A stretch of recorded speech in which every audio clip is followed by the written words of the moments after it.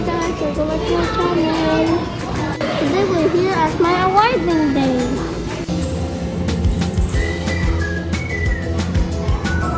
Good afternoon, parents and guardians. Good afternoon.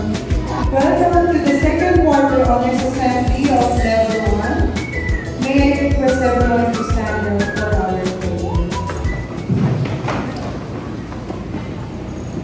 In the name of the Father, and of the Son, and of the Holy Spirit.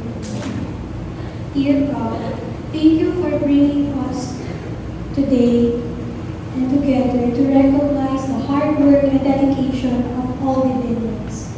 As we honor each name, help us remember all glory belongs to you.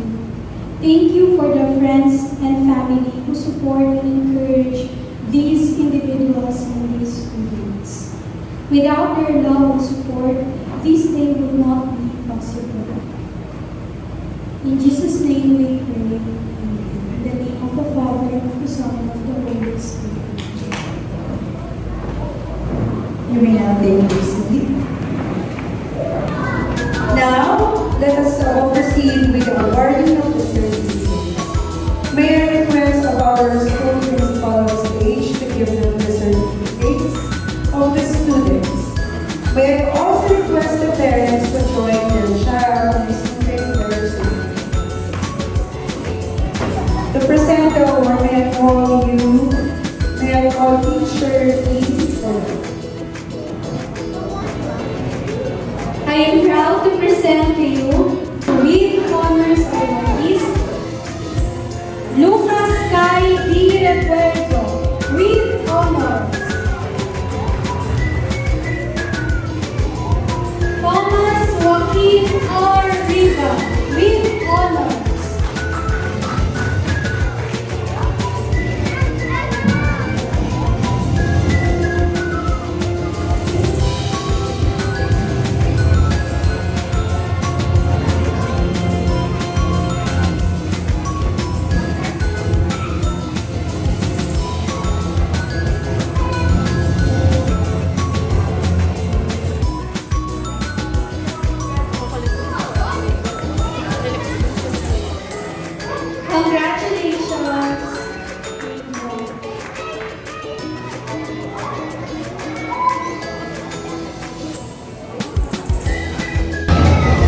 Good afternoon, level 1.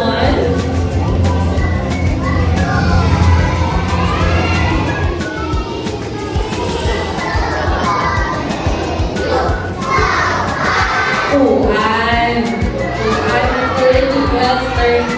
Okay, sit down. So, right now, can I request you to give a hand for our parents at the back? Let's clap for them. As a sign of our gratitude,